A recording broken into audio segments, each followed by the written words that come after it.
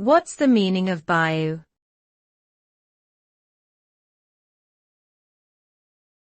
Bayou.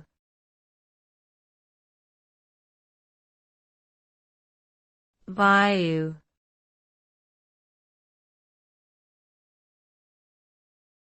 Bayou.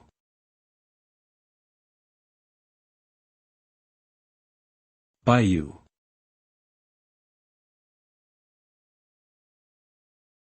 The term bayou is most commonly associated with the southern region of the United States, particularly Louisiana.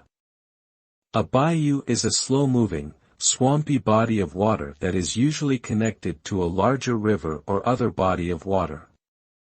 The word itself is derived from the Choctaw word bayek, which means small stream.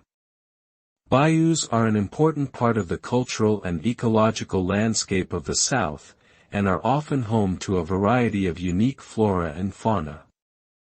They have also served as an important mode of transportation and commerce for centuries, with many towns and cities in the region growing up around their banks.